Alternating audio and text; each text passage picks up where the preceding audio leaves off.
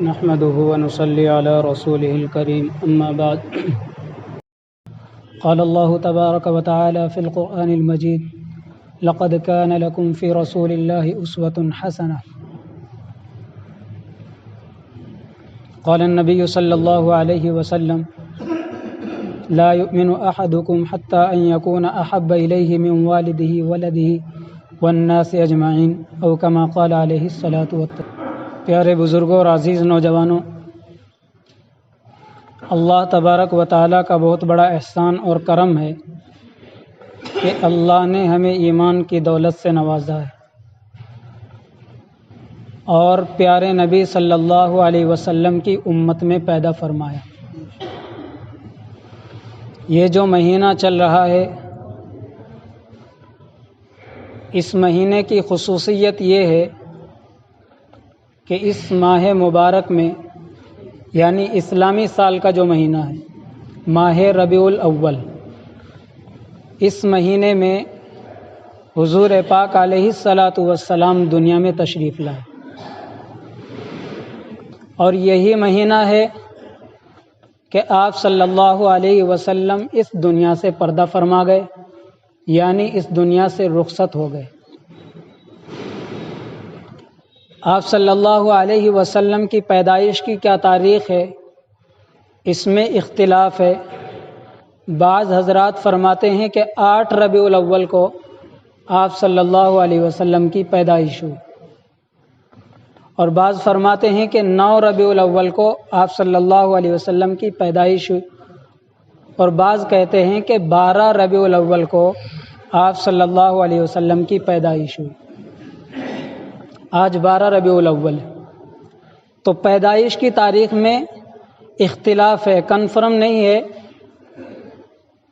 Fix نہیں ہے کہ کون سی ڈیٹ ہے آپ صلی اللہ علیہ وسلم کی پیدائش کی، لیکن دنیا سے جانے کی تاریخ یہ کنفرم ہے کہ آپ صلی اللہ علیہ وسلم اس دنیا سے 12 ربیع الاول کو پردہ فرما گئے، یعنی انتقال ہو گیا۔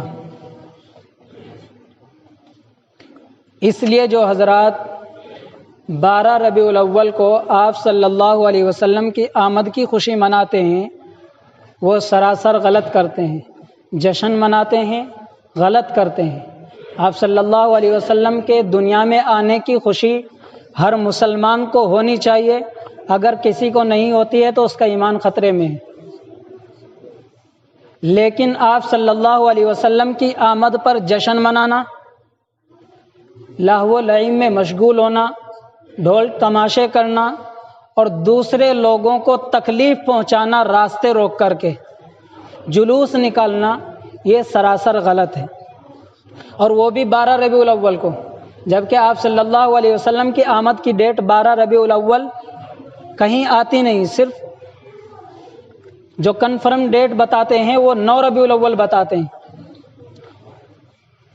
تو پیدائش کی تاریخ میں اختلاف ہے اور دنیا سے جانے کی تاریخ میں اختلاف نہیں ہے۔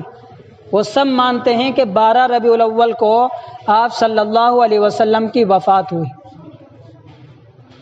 تو وفات پر خوشی منا رہے ہیں یا آمد پر خوشی منا رہے ہیں؟ اس لیے جلوس نکالنا اور جشن منانا 12 ربیع الاول کو یہ سراسر غلط ہے۔ آپ صلی اللہ علیہ وسلم کے آنے کی خوشی ہونی چاہیے، اور آپ صلی اللہ علیہ وسلم کی خوشی، آنے کی خوشی ہر مسلمان کو ہونی چاہیے، اس لیے کہ آپ کے صدقے میں دنیا بنائی گئی، آپ کے صدقے میں دنیا کی ہر چیز کو سجایا گیا۔ آپ صلی اللہ علیہ وسلم کی پیدائش اگر نہ ہوتی تو دنیا بنائی نہ جاتی، دنیا کی کوئی چیز پیدا نہ کی جاتی، یہ زمین نہ ہوتی، آسمان نہ ہوتا، ستارے نہ ہوتے، چاند نہ ہوتا۔ آپ صلی اللہ علیہ وسلم کی پیدائش مبارک ہونی تھی، اس لیے اس دنیا کو سجایا گیا۔ بہرحال آپ صلی اللہ علیہ وسلم کی پیدائش ہوئی، اور یہ بھی دنیا جانتی ہے کہ آپ صلی اللہ علیہ وسلم کی پیدائش سے پہلے دنیا کی کیا حالت تھی۔ حالت یہ تھی کہ اپنے زندہ بچوں کو، لڑکیوں کو زندہ زمین میں دفن کر دیا کرتے تھے۔ لڑکیوں کی پیدائش کو برا سمجھا جاتا تھا اور لڑکوں کی پیدائش پر فخر کیا کرتے تھے۔ یہ ہوتا تھا کہ جب کسی کے یہاں لڑکی پیدا ہوتی تھی اور وہ بڑی ہو جاتی تھی، یا تو اس کو ساتھ ہی ساتھ گڈھے میں دفن کر دیا جاتا تھا، یا جب اس کی عمر 5 یا 7 سال کی ہوتی تو اس کو نہلا دھولا کر اور صاف ستھرے کپڑے پہنا کر لے جاتے اور اپنی بستی سے باہر لے کر کے جاتے جہاں پہلے سے گڈھا کھدا ہوا ہوتا، اور اس گڈھے میں جا کر کے اس کو دفن کر دیا کرتے تھے۔ بچی چیختی تھی، پکارتی تھی اپنے ابا کو، لیکن اس ابا کا دل نرم نہیں ہوتا تھا۔ اتنی جہالت تھی کہ لڑکیوں کی پیدائش کو برا سمجھا جاتا تھا اور ان کو زندہ دفن کر دیا جاتا تھا۔ لیکن آپ صلی اللہ علیہ وسلم دنیا میں لائے تو دنیا روشن ہو گئی، ہر طرف چاندنا ہی چاندنا ہو گیا۔ آپ صلی اللہ علیہ وسلم کی آمد کی برکت سے لڑکیوں کو محترم سمجھا جانے لگا، گھر کی عزت بنایا۔ آپ صلی اللہ علیہ وسلم نے اپنی زندگی میں بتایا کہ ایک باپ لڑکیوں کو کیسے رکھتا ہے۔ آپ صلی اللہ علیہ وسلم کے لیے یہاں 4 لڑکیاں ہوں۔ آپ صلی اللہ علیہ وسلم نے ان کی پرورش کی، بہترین پرورش کی، دیندار بنایا، اور آپ صلی اللہ علیہ وسلم نے لڑکیوں کی پرورش کر کے پوری دنیا کو بتایا کہ لڑکیاں سروں کا تاج بنانے کی چیز ہے۔ آپ صلی اللہ علیہ وسلم نے کبھی کسی عورت پر ہاتھ نہیں اٹھایا۔ ہمیں غور کرنے کی ضرورت ہے کہ ہمارے ہر گھر میں کیا حالت ہے کہ ہم اپنی بیویوں کو پیٹ دیتے ہیں اور ذرا سی بات پر ان کی پٹائی لگا دیتے ہیں، ہم اپنی لڑکیوں کو نادار سمجھتے ہیں۔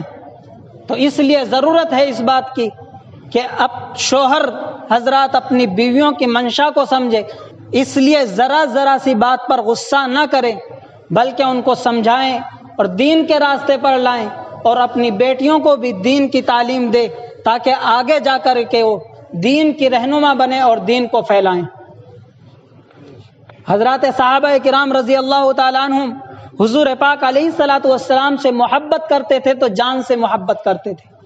آپ صلی اللہ علیہ وسلم نے فرمایا کہ کوئی شخص اس وقت تک مومن نہیں ہو سکتا جب تک وہ اپنے والد، اپنے بیٹے، حتیٰ کہ پوری دنیا کے انسانوں سے زیادہ مجھ سے محبت نہ کرنے لگے۔ اور محبت کا تقاضا یہ ہے کہ ہم آپ صلی اللہ علیہ وسلم کی باتوں کی اطاعت کریں، اللہ اور اس کے رسول صلی اللہ علیہ وسلم کی باتوں پر عمل کریں۔ آپ صلی اللہ علیہ وسلم کا حلیہ مبارک کیا تھا، ہم ویسا حلیہ بنانے کی کوشش کریں۔ آپ صلی اللہ علیہ وسلم کے چہرے مبارک پر داڑھی سجی ہوئی تھی، ہم اس سنت کو زندہ کرنے کی کوشش کریں۔ ہم 2 روپے کے بلیڈ سے اپنی داڑھی کے مبارک بالوں کو گندی نالیوں میں بہا دیتے ہیں، کہاں کا طریقہ ہے کہ صرف 2 روپے کے بلیڈ سے اور اپنی مبارک داڑھی کے بالوں کو گندی نالیوں میں بہا رہے ہیں۔ نبی صلی اللہ علیہ وسلم کی سنت ہے، پیار کیجئے اور اس کو چہرے پر سجائیے۔ داڑھی سے چہرہ برا نہیں لگتا، داڑھی سے چہرہ روشن ہوتا ہے، اور اگر کوئی داڑھی کٹاتا ہے تو اس کی مشابہت عورتوں سے ہوتی ہے، زنانہ سے ہوتی ہے۔ اگر مرد بننا چاہتے ہو تو اپنے چہروں پر داڑھی کو سجائیے، نبی صلی اللہ علیہ وسلم کی سنت ہے۔ آپ کی محبت اپنے دل میں سجانا چاہتے ہیں تو آپ کی اطاعت کیجیے۔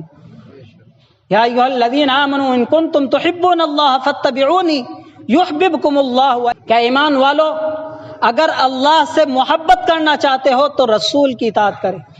ان کنتم تحبون اللہ فاتبعونی، اللہ سے محبت کرنا چاہتے ہیں تو میری اتباع کرے، یعنی رسول اللہ صلی اللہ علیہ وسلم کی اتباع کرے۔ اور آپ کی اتباع کیا ہے کہ آپ کے طریقے کو اپنائے، آپ کا رہن سہن کیسا تھا، آپ کا چہرہ کیسا تھا، آپ کا لباس کیسا تھا، آپ کے چہرے کے، آپ کے سر کے بال کیسے تھے، آپ کا چال چلن کیسا تھا، آپ کا اپنے گھر میں معاملات کیسے تھے، بیوی کے ساتھ کیسے رہتے تھے، اپنے معاشرے میں کیسے رہتے تھے۔ تو یہ طریقہ ہے کہ آپ صلی اللہ علیہ وسلم کی اطاعت کا، کہ ان کی باتوں کو اپنے سینے سے لگائیں۔ اللہ تبارک و تعالیٰ کہنے سننے سے زیادہ عمل کی توفیق عطا فرمائے۔